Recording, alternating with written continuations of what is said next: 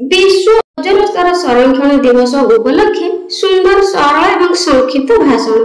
सम्माननीय सभापति महोदय, पूज्य गुरुजी और गुरुमा वृंद, मोर सान बड़ भाई और भौणी माने तथा मोर सहपाठी और सहपाठिनी गण, आज हेउछि सेप्टेम्बर मास 16 तारिख विश्व ओजोन स्तर संरक्षण दिवस। मते एही दिवस रे किछि कहबाकू सुजोग मिलिथिबारु मु निजकू धन्य मन करूछि। ओजोन स्तर अवनति विषय लोकमानक मध्य सचेतनता सृष्टि करिबा एवं एहाकू संरक्षण करिबा पई संभाव्य समाधान खोजिबा पई प्रति वर्ष सेप्टेम्बर मास 16 तारिख को विश्व ओजोन दिवस भाव पालन करा जाए।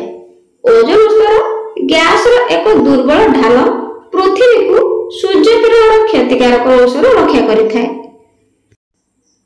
जहा द्वारा ग्रहर जीवन रक्षा करिबारे साहाय्य करिथाय। ओजोन ह्रासकारी पदार्थर नियंत्रित व्यवहार एवं आनुष्ठानिक ह्रास केवल ओजोन स्तर को एवं भविष्यत पीढ़ी पई सुरक्षा करे नहीं, जलवायु परिवर्तन को दूर करिबा पई विश्व स्तरीय प्रयास रे मध्य विशेष अवदान रखिछि। एहा पृथ्वी को क्षतिकारक अल्ट्रा वायलेट विकिरण को सीमित करी मानव स्वास्थ्य और इकोसिस्टम को सुरक्षा देछि। पृथ्वी रे आम जीवन पई ओजोन स्तर अत्यंत गुरुत्वपूर्ण एवं आमर भविष्यत पई मध्य ओजोन स्तर को सुरक्षा देवा जारी रखिबा आवश्यक। ओजोन मुख्यतः वायुमंडल पृथ्वी पृष्ठरु 10 रु 50 किमी मध्य स्ट्राटोस्फीयर नामक एक अंचल रे मिसी थाए। एथिरे थिबा अणु एक गुरुत्वपूर्ण कार्य करती, सूर्य ठारू अधिक अल्ट्रा वायलेट रश्मि को शोषण करिथाए। ओजोन मॉलिक्यूल गुड़िक पृथ्वीर जीवमानक पई बड़ विपद को दूर करिथाए। यूवी किरण चर्म कर्कट एवं अन्य रोग उद्भिद एवं प्राणी मानकर विकलांग होई पारे।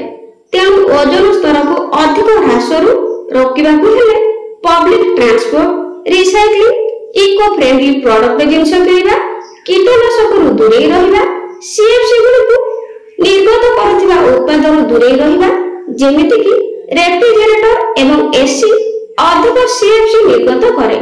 एथि सहित झोट ब्याग, पुनः व्यवहार उद्भिद योग्य पदार्थ एवं अन्यान्य परि इको फ्रेंडली उत्पाद किनि एही विपद को रक्षा करि हेबो।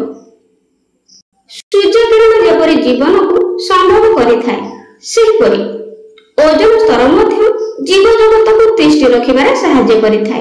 तेणु एहार संरक्षण नित्याନ୍ତ आवश्यक। मु एतिकी कहि मोर वक्तव्य शेष करूछि। पिला माने वीडियो पसंद आसले लाइक करबे और कमेंट रे निश्चित जणाइबे।